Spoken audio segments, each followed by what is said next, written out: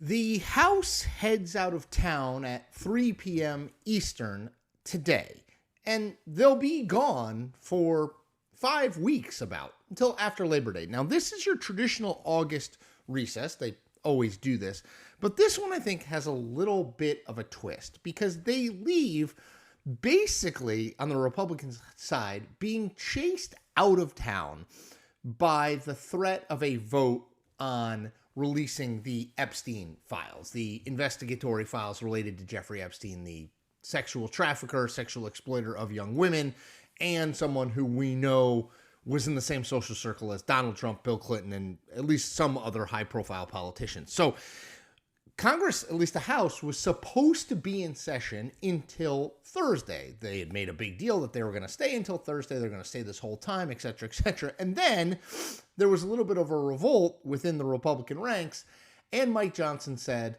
okay, we're leaving. And the reason for that is they don't want to capitulate to demands to have a vote on the release of the Epstein file. So they're literally kind of running out of town to escape the Epstein story. But I do want to highlight this because I think this next 5 weeks is critical to where the story goes next.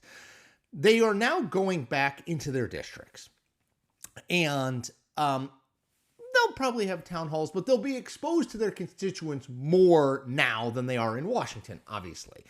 And I think it is worth wondering and asking, will this Epstein story dog them in those districts, in any town halls they do, in any public forums they do? We've seen this before, right? I remember back to 2009, August of 2009, the Tea Party, which was a thing then, really overwhelmed town halls on the Democratic side to protest the Affordable Care Act, which was kind of moving its way through Congress, insisting they didn't want it, it was overreach, et cetera, et cetera. And although Democrats did get the Affordable Care Act through the following year, 2010, it wound up being a political disaster for them, as in the 2010 midterms, they lost overwhelmingly the House and the Senate.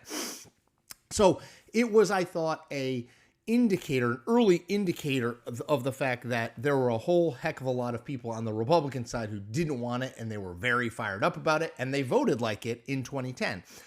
Does that happen with Epstein in the summer, in August of 2025?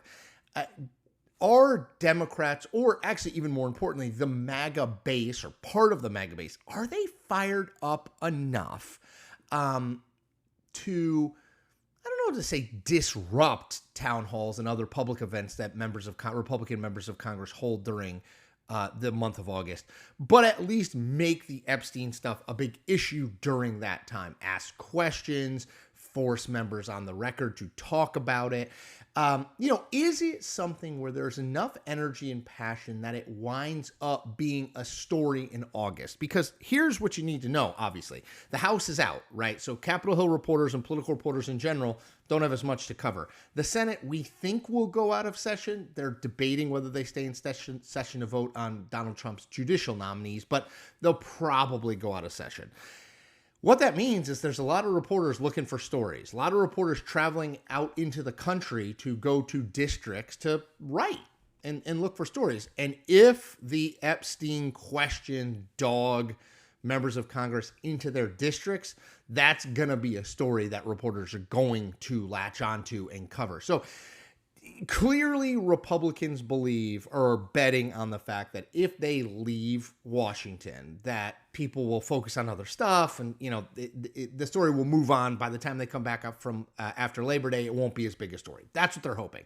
But I will say there is some evidence in the past that this August work period, as members of Congress call it, this August recess, as I call it, isn't always that. It can be a percolating, sort of a boiling pot on an issue if the public latches onto it. It feels to me like the Epstein issue is kind of moving in that direction, that it is moving toward broader adoption where the average person is a little more interested. And remember this, the kind of people who go to congressional events during August are the fired up people, right? It's not the swing voter, it's the fired up people, the base oftentimes, either of the Democratic Party or the Republican Party. So if the base of the Republican Party, if that MAGA base is unhappy and they want to voice it to members of their own members, their Republican members of Congress, this August period may be a little bit more dangerous, politically speaking, for Republicans than they're hoping. That people's memory, yes, it is short. It's possible it goes the way that people just sort of forget about it and they don't think about it, and we come back and it's, not a big issue. But we have seen August become a time where there's a exponential kind of growth. There's protests or questions at town halls. They get a lot of attention because there's not a whole heck of a lot else going on in politics. And it grows and grows and grows and grows as a story. So keep an eye there. I know what House Republicans are hoping August is. Kind of slow. The issue disappears. They don't talk about it and other people don't ask about it. But you never can control what people are interested in and what people want to do and how passionately people feel. So keep an eye on the August recess. It may not be what House Republicans and Donald Trump is hoping it is. Okay, everyone. One quick thing I ask as a favor, just hit that subscribe button. You'll get a bunch of free content and I'll get to keep growing my audience and make my career as an independent news creator. Thanks so much.